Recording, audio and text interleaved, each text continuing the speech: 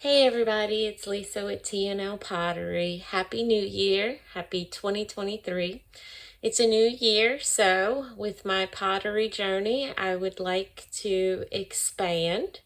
I have a lot of goals set for this year, including starting my own website and getting better at taking my photos for all of my product and selling my product online. Oh my goodness, did I say that? I'm excited. But with that, I have a lot to do. I've been researching on the different platforms as to where I can sell. And after a lot of research, even though Etsy, from what I can tell, is a great platform and there is a lot of traffic on there, including myself, for now, I'm going to start with my own website. Thankfully, there is a beginner pottery Facebook group that I am a part of, and I was able to get some input from other potters as to where they sell their pottery. And one of the places that was suggested to me was a Square website because it's free. Well, I just got a Square account about a month or so ago so that I could take credit card purchases at my local farmers markets that I've been doing. So with that and having the Square account, I was able to go ahead and start working on setting up my website. The other thing that I wanted to do was take more professional pictures of my product because the pictures that I take really aren't that great. And I'm worried that because their pictures aren't that great, people aren't going to really take any notice of them. So I'm trying to save money because this is my new business and I'm not making much money on it so far. So to save money, what I've done, instead of buying a photo box, I am going to make my own photo box. This was a cat playhouse. This was the end, and then it had like this box house on the other side. And I cut it apart. It has some PVC pipes, that it makes the cube. And I cut it apart because my cats don't even like it anymore. They haven't played with it in a long time, so they have other things they can do. I cut it apart and I'm going to make a pattern using what was already on there. And I'm going to use an old white blanket so that I can create it, including putting on these little pieces right here that the PVC pipe can just go into. That way I can break down this photo box anytime I'm not using it, which I'm hoping that I'll get better and more confident at taking real life situation photos as well. But at this time, I'm just going to simply do the photo box.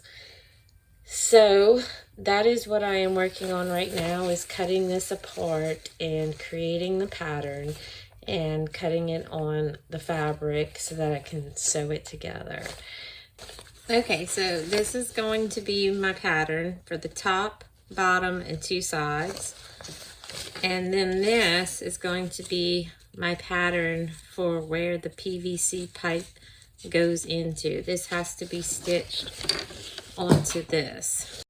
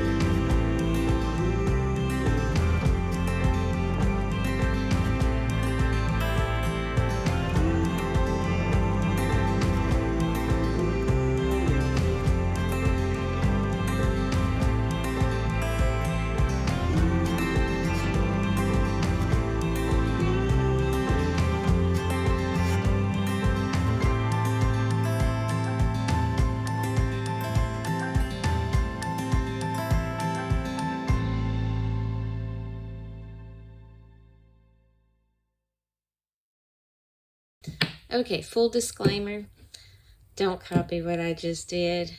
My mom would scream at me if she knew how I was doing this. Because when you're cutting patterns, you need to make sure to iron the fabric so that you get straight lines. And as you can see, I don't have straight lines. So she would be like squealing at me. That's not how you do it. That's not how you do it. So do it the right way, not my way. Yeah, I'm just doing it as fast as I can. It should still come out pretty good. So now I'm gonna sew all of this together and see how the box comes out.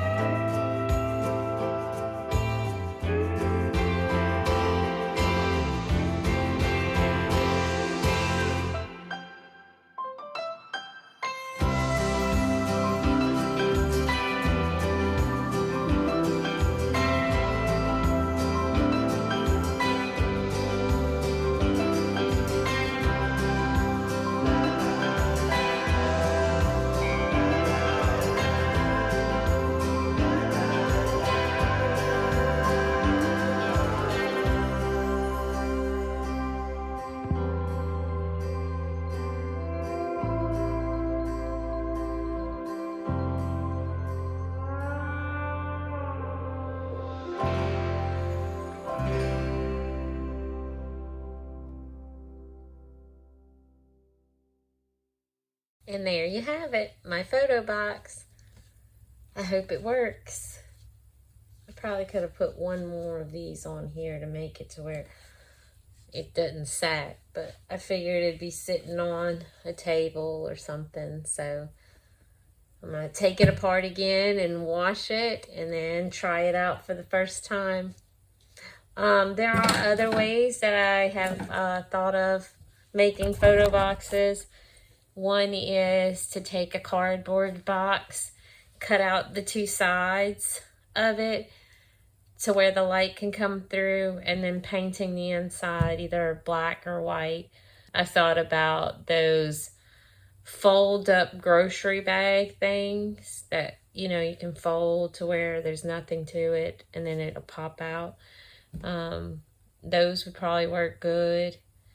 The cardboard box was the way that I was thinking of going until I realized my cats weren't using this anymore. Because I'll only have to take it down every time I do the kiln. I can just take it apart and then I can put it back together whenever I need it, and it won't take up much room. Now I'm sure I'm going to outgrow it because I don't think I'm going to be able to fit very big items in here. But it's something that I can start with. And what I'm going to do is put the 2 lights on the side of it so the light shines through. So that's how I made my photo box. Tell me some other ways that you can think of to make one to save money from having to go and buy one.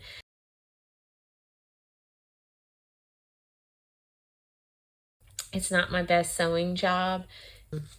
Let's see, 1, 2, 3, 4, 6, 7, 8, 9, 10, 11, 12. I'll have to draw out 4 of these to do it. I think.